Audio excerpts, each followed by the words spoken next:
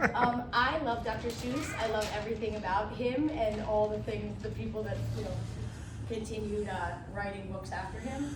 But I was talking to the library and I said, look, I would like to share something for you guys. What could I share? And they actually were like, can you share stuff that like our parents might be concerned about their speech, in their language, whatever. And then I was like, well, let me just teach them about prompt and through Dr. Seuss. So this book, this beautiful little baby, and honestly, it's not the easiest. It's not the easiest Dr. Seuss book. So I wouldn't even say start with it, but I'm just using this as an example to show you guys how like this one book can be actually taught many different objectives throughout it, okay? It moves pretty quick, and it goes from sound to sound, and it actually it has really no rhyme or reason, to be honest with you. Hey, welcome. We're just getting started, so you haven't missed anything. So, Mr. Brown Can Moo, one book, many objectives, okay? I just want to tell you quickly about me and help us at hand. We are a speech language pathology center right in downtown Denville, across the way from Acme. That's our address right at the screen. And we have a sound and speech solution program which is really, really connected to, it really connects you, the parents, to not only the therapy techniques, but other professionals that I have employed as part of the program. So you don't just have me, you have like 4 people who are all professionals. 2 SLPs, 2 of which are also special education teachers, and then you've got a teacher of the deaf, and 3 of those people are auditory verbal therapy certified, which we can talk about a little later, and then we all understand prompt and we can teach prompt too, okay? Me, myself, I hit the wrong one.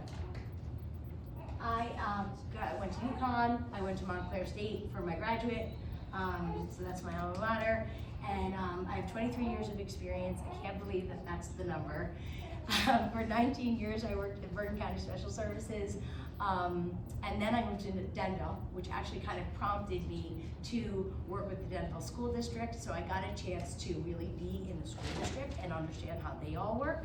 And that was very helpful for me as a parent and me as a professional, and actually helps out my clients. So part of the program is teaching the parents that are in the program the eligibility process in itself. Just that is part of the actual program.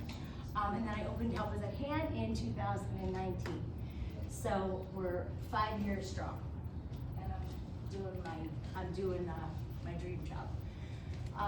Okay, so we're all speech language pathologists certified by ASHA. Some of the SLPs that you may have met may not be, so just check in on that. That's good to know. We are certified prompt therapists. That's a huge step in prompt level 1, prompt level 2, prompt level 3, prompt certified. It actually took me 8 years to get certified. So just to give you an idea, I started in 2001 and I didn't get certified until 2008, and I didn't stop. So it takes a long time to be certified. So if you see that behind somebody's name, that means they know their stuff. And prompt is to understand a child's motor speech system, which is why you guys are here tonight, to understand that and how it's connected to this beauty, and lead them to beautiful, clear speech through the hierarchy, which I'll show you guys in our slides, okay? And you'll really be like an expert by the end of tonight. We're also listening and spoken language specialists, which are actually very different from prompt, but that is also our specialty. So we do what's called auditory verbal therapy, and it's really about taking in the sound, understanding the sounds and understanding the language, and then creating abundant language and abundant language with that, and also being able to follow directions, right? It's all auditory. So that's that. And so now I want to get to the prompt difference. And I know somebody told me to stand up, and I'm like, there's no way I'm going to be able to stand up, because I've got to look at this stuff. So I want you to take a close look at this slide and tell me if any of you guys have seen that chart or a version of that chart anywhere. Yay, no? Are those like No. sounds? I can't see it. Yes, I know, and I actually was afraid of that. So if you guys can't see, it's individual sounds that are like, it's every single phonetic sound, 26 of them, and then the ages that they should be acquired. On the right side is the prompt motor speech hierarchy. So, and let me just point out a couple huge differences. What makes prompt different, and that's what I want to make sure that you guys understand, is that on the left, the speech acquisition chart, it's really what all speech evaluations have been bound by, okay? So like when you are getting a speech evaluation, articulation, not language, just the articulation, they are literally using this or a version of it. It's the exact same information, could be different colors. It's literally called like the Iowa, Nebraska norms, okay? So on the right, like I said, is the prompt system of evaluating a, a kid or a child, it could be actually also an adult, but it's based on, your articulators, your lips, your tongue, your jaw, and actually it goes literally like this, like our lungs, our jaw, our labial facial control, which is our lips and our cheek, our lingual control, which is our tongue, and then sequence movements, it's a little bit more complicated to describe, and I'll tell you later, and then prosody, which is like the cherry on the top, okay, which is what makes like speech interesting and kind of, nice to listen to instead of wah, wah, wah, wah, right, like Charlie Brown. So it's a bottom-up approach, it's like math. I always like equate it to math, because if you don't have the bottom, you can't get to the middle, right? If you don't have good phonatory control, you can't get, cat will not sound like cat, it will be like, right? So we'll get further on, but that's a huge difference, right? Motor speech versus individual sound acquisition. So, and again, every single traditional speech and language therapist you've ever met, unless they were a prompt certified person or even prompt trained, goes based on this. So it's all about in grad school we learn acquisition, this sound we should work on first, and then you work on that sound because it should be developed until later. I call BS on that, okay? I say that is just not simply true. A baby, think about it this way too, just the fact that, I want to point out a little illogicness, and I don't mean to really pound on this, but think about the illogic of a baby not being able to say mama at 1 or 2 years old, right? Most babies, most toddlers should be able to say baba or mama or ma by at least even 18 months, 16 months, right? But they're saying that a B should not be acquired until 4 years old, or an M shouldn't be required till 4, and that the age of acquisition is between 2 and 4. That's just not simply even A, logical, or B, intelligible, right? So even if that came from scientific studies of thousands of babies, if you really think about it, that's not gonna bode well when we can't say mama as a 2-year-old. Our kids are gonna get frustrated. We're gonna be so sad, right? It's not gonna bode well for little play dates, little bit baby and toddler play dates. So it's just a matter of it's sad to me as a prompt therapist that everything is based on that. So that's what I love about prompt.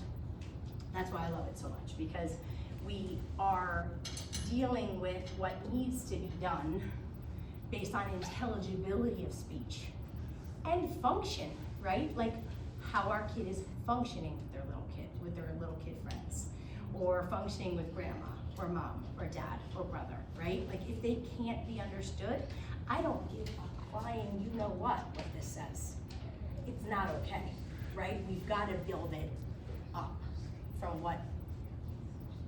where they are and then get them to the next spot, okay? Any questions on that? Major difference, right? Motor speech and individual sound acquisition. So this is just a little bit more about prompt. You know, we are trained through the Institute. We use touch to teach the clients how to use their lips, jaw, and tongue. So I'm literally putting my hands on my client's mouth. I might even be touching just their throat, just to get that, you know, idea of phonatory control going, the voicing going. But we evaluate, because the motor speech hierarchy does what it does, this beautiful situation, and I love these little graphics that Barb put in, my colleague who's actually, you know, in the program. She's our family support coach.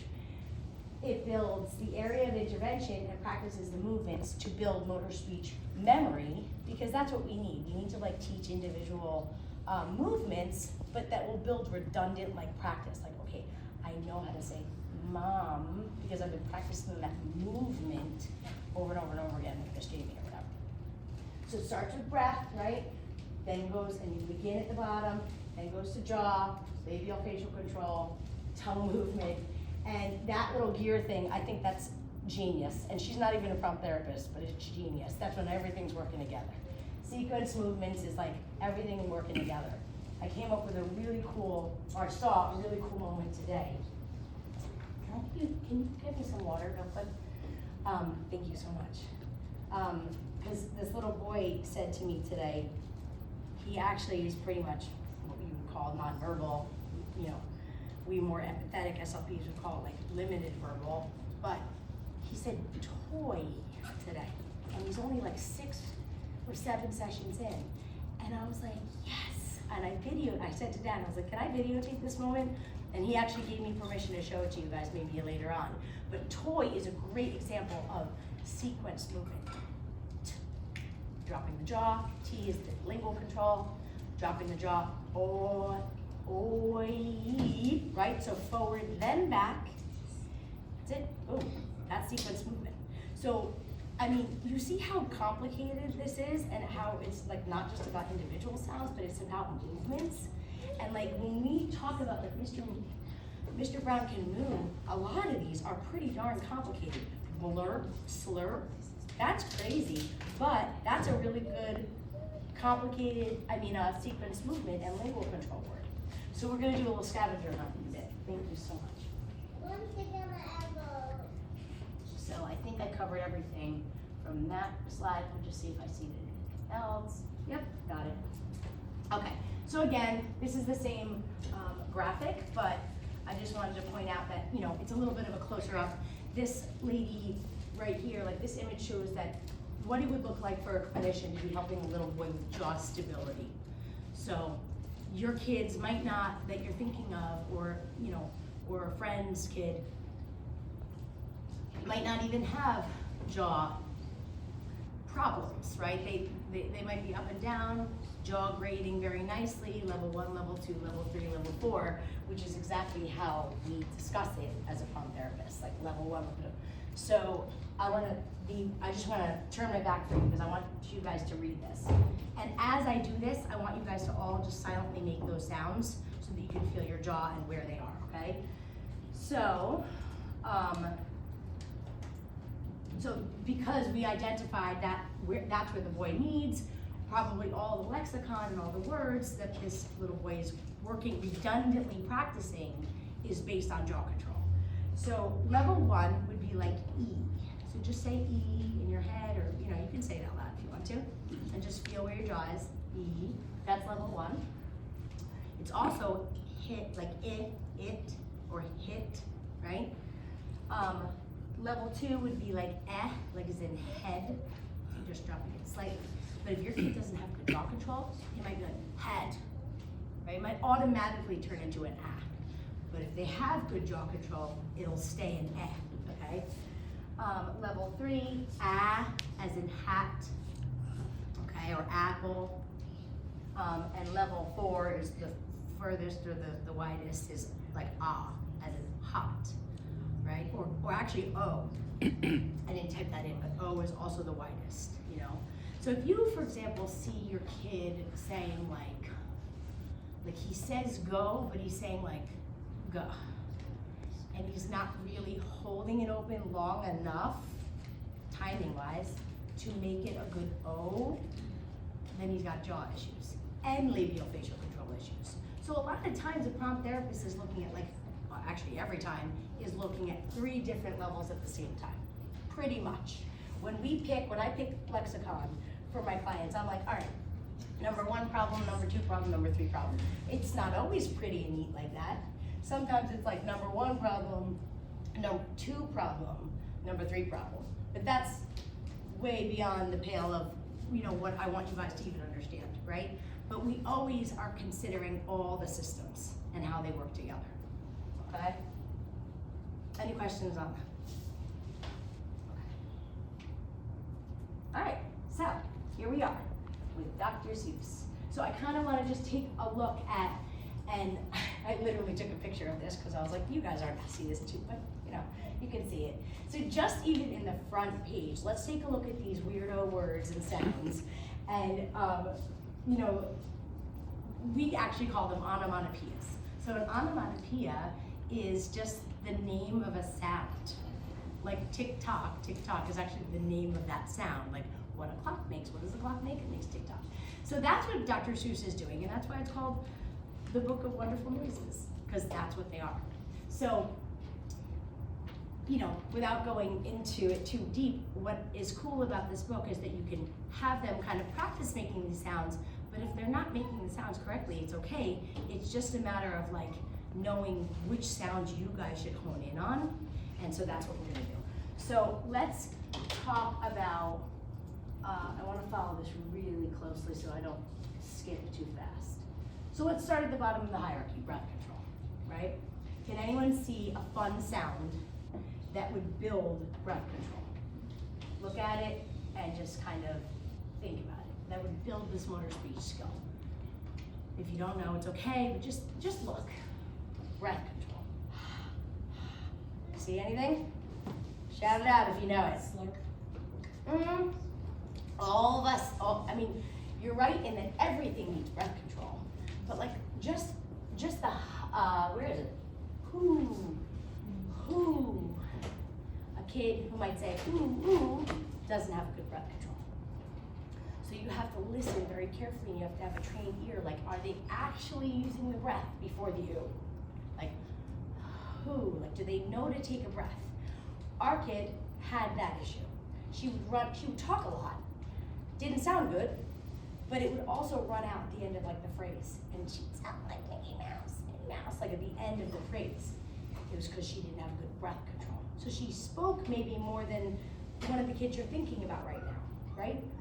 But she didn't have good breath control, which is at the bottom, so you have to consider it all. Let's think, what else would be, what would be a good one for the foundation of, I was gonna say, the breath control is obviously the foundation of clear audible speech. You guys understand that, right? You can't get through the word straw without a good breath to support your throat, okay? So now let's pick one for phonatory control. So, phonation control is another tricky one, but can you think of just one? Don't think of it complicated. Think of a really nice, something that would make our voice stay at least 2 to 3 seconds. Which one? Yes, exactly. Moo. Okay, good. I'm doing my job. I just want to make sure you guys understand this. That's all I'm here for. Moo requires a nice audible into the ooh, right? If we lose voice, we might go or it might be breathy, or it might be moo. I've had that too, too quick. You gotta hold on to it, and they might be doing it too quick, not to get it over with. They truly don't have this and this down pat. You know what I mean? Okay. Oh, and pop pop, because it can't be bob bob or bop bop, it has to be pop, pop. Where is it? It has to be voiceless with the P. Turn your voice on for the ah and turn your voice off for the p. I just want you guys to think about it for a second. Just think about the kids you're thinking about, like that you're here for. Do you hear in your mind like any voicing, like, oh, they voiced it when they shouldn't have, or they like didn't voice it when they should have? Does that make a sense at all? You know, like cat shouldn't be gat, right? It's still in the back, sure, you're getting your tongue back there, but it shouldn't be gat, it's cat.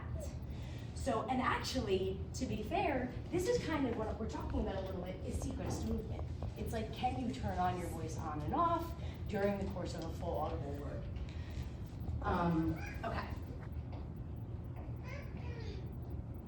All right, yeah, so actually, I said here in my notes, if your child doesn't sound quite right, but looks like they're saying it correctly, it actually could be a voicing problem. You might be like, there's something off, I just can't tell what it is. It could be a voicing issue. In fact, it actually takes a really trained prop therapist to like I couldn't understand it in the beginning. Like while I was going through my certification, I'm like, I just don't get it. And my mentor was like, it's voicing, don't you hear that? And I was like, oh, okay, yeah. So it's not something you're expected to be able to hear, but that's what we're here. So how about jaw control? This is kind of an easy one. Like I just want you to think of up and down movements, jaw control. And say them, like in your mind, or say them out loud. Like eek, eek, boom, boom, dop, dop. Like watch your jaw going up and down. What would be an up and down movement? Sizzle, sizzle, sizzle, sizzle. Sizzle, sizzle. Sizzle, So but sizzle actually requires really good jaw control because you have to keep it up at that level. The whole word you have to keep up at level 1. Sizzle, sizzle. So if I have like a 7-year-old who's just not like, it's because he's dropping his jaw a little bit. I'm actually thinking of a particular kid. I might make him say sizzle just to keep his jaw on, so that his lingual control, his tongue control sounds that much better, okay? But no, dop, dop, Dop, dop. would be a really good one. Pop, pop is another great one. A great book for jaw control is actually Hop on Pop. So hop on pop. No, you can't hop on pop. And then there's like, the whole book is so awesome for jaw control. But in this, it would be dop, dop. Actually, even moo, moo, you have to hold it up. Moo, moo, you have to hold it up to the level 1. And then chew, chew. But again, I'm gonna go into labial facial. Let's talk about labial facial. Like, I want you to think of like e's and oohs and that back and forth movement. E and ooh. So what do you see there that could be a good ooh and an e? It's okay if you're wrong. What are you thinking? Moo is great. Exactly. Moo is a perfect example of what we call protrusion or rounding. So you see how a lot of words are like multiple things. And it depends on like what the kid even wants to say, right? Like if they want to play with like, if they don't like farm animals, I'm not gonna pick moo moo, but I might be like, ooh, the light toy, you know? Like that's what he wants to talk about. That's what's gonna help him comment on what he's playing with. Moo moo, and then eek eek. Eek, we have to have good retraction when we say me, you know, it's my turn. It's not my turn, it's my turn, right? So eek eek, moo, what was another couple? And boom boom. Boom boom is great. In fact, a lot of times I'll do like bam bam, like especially like, you know, for the boys want to like hit stuff and like build the tower and knock it down. Like let's go bam bam, because it's the open and then it's the nice closure. Bam bam. We might even say bop bop. But bop's actually trickier than bam bam. What else do we have for? Scroll down there. So I think we're at lingual control, right? So this is where that was sizzle sizzle. Lingual control, sizzle sizzle. Oh my God, say it. Sizzle sizzle. Your tongue has to be so refined, right? Like the movements. Sizzle sizzle. What other word would you say is a good lingual or tongue control one? Sizzle, sizzle, bajizzle. Sizzle, sizzle, bajizzle. What else though? What else? What do you see? Blurp, slurp, splat, splat, the S, the P, well not the P, but the S, the L, the A, actually, and then the T, to end it with the T. And you probably all recognize that SPL, right, the 3 consonants in a row, that's tough stuff. So you've got to have good jaw control to make sure that you're like, right? And then you've got to have good jaw control to get that tongue up there flat. So when a traditional speech therapist picks S words, because that's what the kid needs to work on, wait a second, what kind of S words are you working on? Are you working on so and I don't know, I'm thinking of like jaw control, like stew, because that would be great if he needs good, jaw control, and he also needs to work on labial facial control, and he also needs to work on S. But you can't pick a word like splat or even sit, right? If they are like retracted like that, we were talking about the retractor state before, if they're retracted and you're like, oh, let's talk about sit, then you're adding to the problem. You're not breaking the bad motor habit, you're creating it, you're holding it, So a lot of times prompt therapists, especially like if you haven't, the people who I get who are walking in the door at like 6 or 7, maybe 5, 6 or 7, have those bad motor habits that I've got to kind of break. And unfortunately, those 6 or 7-year-olds are very cognizant of the issues, and they're like, I don't want to be here. So it's good that you guys are all here in the early stages, okay? Because you don't want your kid to like be conscious of like, it's okay to make mistakes, but you don't want them to be like, I can't work on this because I'm too embarrassed because I know exactly what you're saying. You're saying that I don't sound good, You want to catch it before that moment. Okay, so sequence movements are tough, so I'm not even gonna, basically the same words as we use with lingual control are also good sequence movements. And I said I gave the toy example, but also like sizzle, that's all sequence movement. You have to turn on your voice, turn it off, turn it on, your tongue's gotta be in the right place, it's all together, right? So the lingual control, making sure there is good voicing, no extraneous, I'm gonna say this twice, no extraneous movements, so there's not like extra movements that you see the kids saying when they're trying to say the word, okay? So if there's a little, what we call groping, and this is like the system analysis that happens even before all this, we fill this out to figure out exactly what's going on. I'll just actually pass this around. And then we're like, okay, where are they based on that? Where are they in the hierarchy? That's like much less parent friendly, okay? So that's why I'm only showing you this. But basically, not that you're not intelligent women, but it's just a lot of gobbledygook. I lost my train of thought. Oh, extraneous movements. So groping is one of the questions on there. It's like that would be groping. Like I'm like literally visually showing or searching for how to say that sound. Or like, that's groping. If we see that, you absolutely need speech therapy immediately. Like I'm not gonna sugarcoat it, okay? You definitely need to make sure that they are practicing those movements. Over and over and over again, so they don't even have to think about it. Those neuromuscular connections have just been connected and they will not break, right? It's like soccer, I always talk about this. Sweet spot, over and over again. Don't even have to think about it. You get in the field, all of a sudden, boom, you know exactly where that ball has to hit your foot, right? That's how speech is. So that's what sequence movement is. It's like, okay, is it all happening all together? And is it all coordinated? And is it symmetrical? So if it's like splat, right, if it's like splat and it sounds good, but it doesn't look good, that's also a problem. Because when you say splat in a sentence, you're probably gonna mess it up, you know? As the utterances get longer, it gets harder.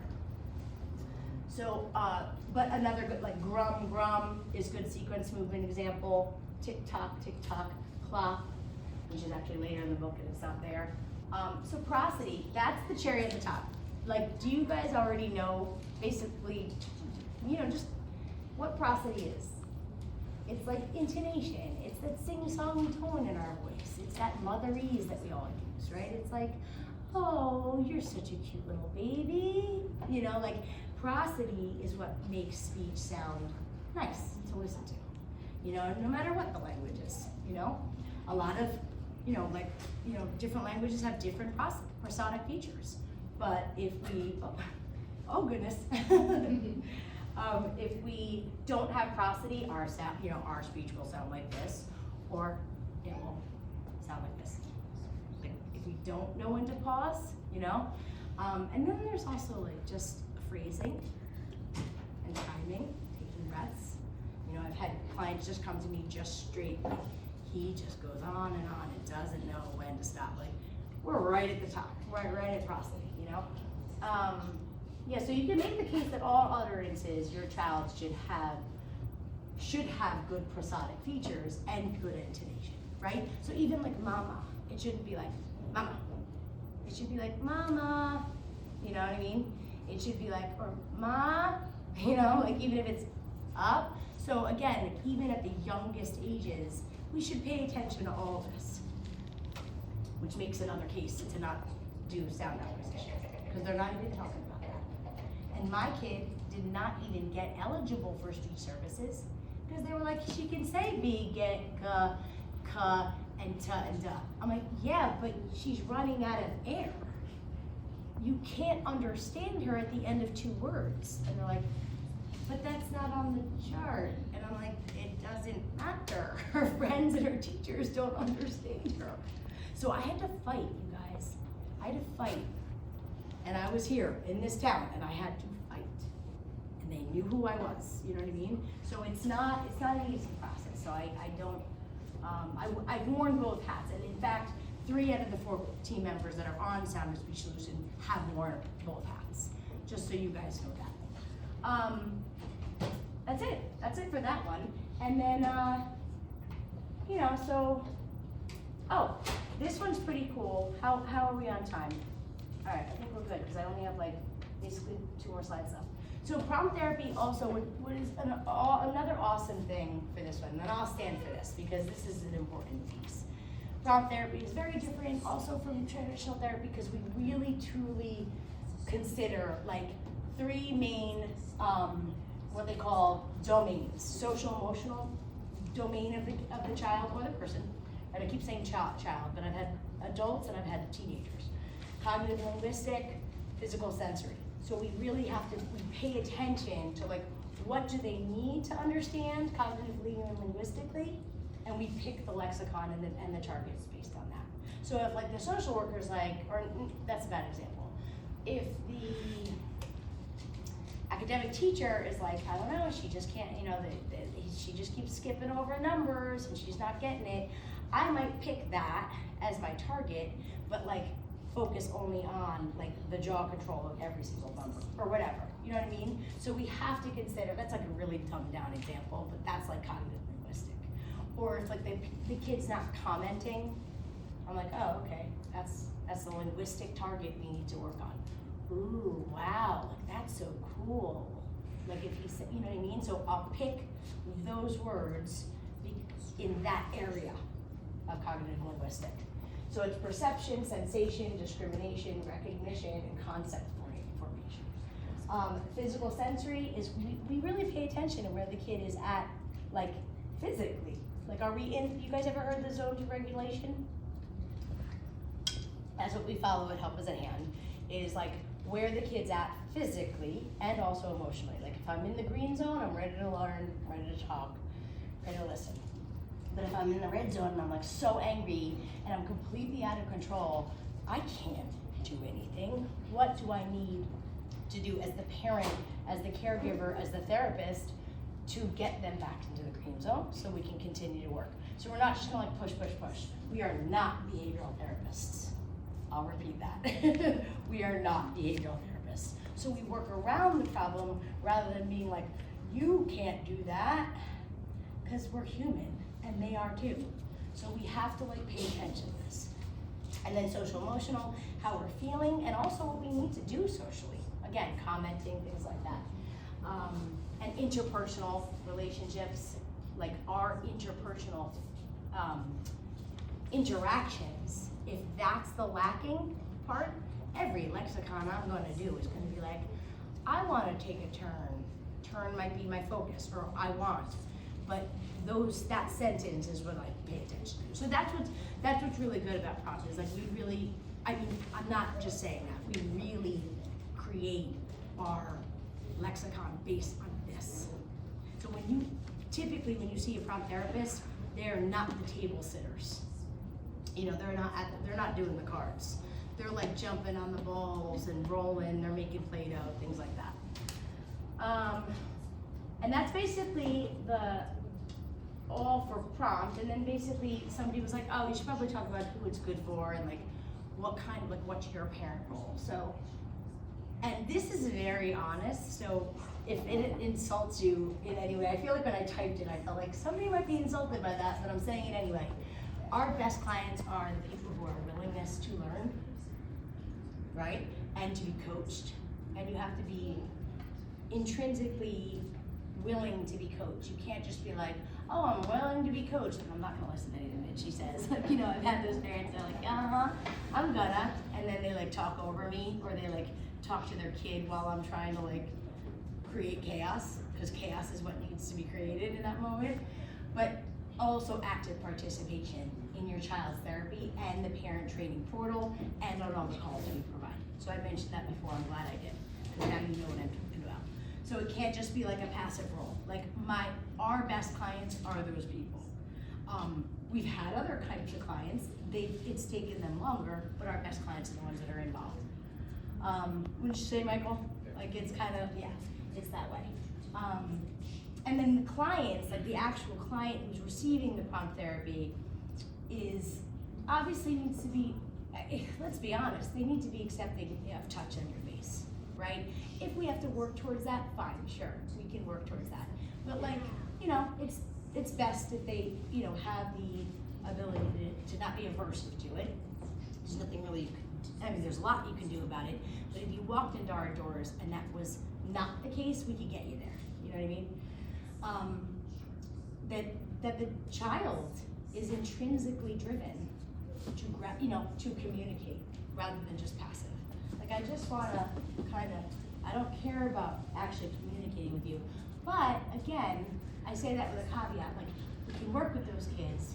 I'm just saying it's the best, like those are the quickest clients that are like, I want to say this and I'm gonna look at you and I'm gonna try to say it. It just means that they're gonna get there a little bit quicker. That's all. It doesn't mean we can't work on kids who are hiding behind the table, because trust me, we have. Have most or aggressive, if any, behaviors under control. You know, again, you can work with them, but it's easier if we don't have to, you know, dodge a flying iPad or something like that. And then all diagnoses really are appropriate for prompt. People are like, oh, what's it appropriate? I'm like, how could you say like a kid who doesn't say his R can't be benefited from prompt? Like if he feels the he's gonna be like, oh yeah, that's where it's, okay, you know, but then you could have a completely very, very attractive child who like is barely talking, and those are like nothing other than prompt, I feel like is what is good for that particular diagnosis. Like we are the best at verbal apraxia. It's the hardest diagnosis when it comes to speech motor delay, but prompt is the best for it. Does that make sense? Any questions about that? Okay, I think that may be it. Yeah, because I was gonna go on a movement treasure hunt, but I feel like we did that. And we're kind of like, I've talked your ear off. Would you like to go through the book and see, or do you guys feel like you have a good sense of it all? We've actually got questions? Did you? And he won't sit for more than a minute. Well, there's that too, right? Because Any book. again, this He is likes more. to take a book and turn the pages himself. Mhm. if he sits down by me or by my husband, we get like 30 seconds out of him. Great, So right, he doesn't, here. yeah. Okay, well, books, And I he loves want to say, books, yeah. and he'll do his, and I'll try to read, and then he'll actually wanna, like, take it from me, and then he'll wanna go through the pages, and Yep. then I wanna go words or animate it for him, and he'll want me to. So that's when you have to consider this, like, they are not, your child could possibly not have the neuromuscular integrity to sit and actually be with you in a book. It could be that, it could be a core problem. It could also be the fact that the sensation of the book is like completely freaks them out. It could just be like, a social emotional thing where it's like, they have not built that interpersonal interaction with you yet, so it's not a good target. So, books are sometimes not a good target. It's okay to take the knowledge that you've gained here tonight and the words that you might, like the movements that you know now your kid needs to work on, and be like, let's roll some Play-Doh. Like, let's, ooh, this, you know, like we wanna work on maybe a facial portrait. Ooh, like they need to do stuff like that. Or maybe they're, you know, digging and that's what they wanna do. Maybe they're spinning and that's what they wanna do. Spin, spin, spin, whatever, like just even spin, right? Lingual control. Ooh, down to labial facial control. Wow, sequence movement. So it depends on what you need them to do, hierarchy-wise, and then you also have to be like, okay, what do they like?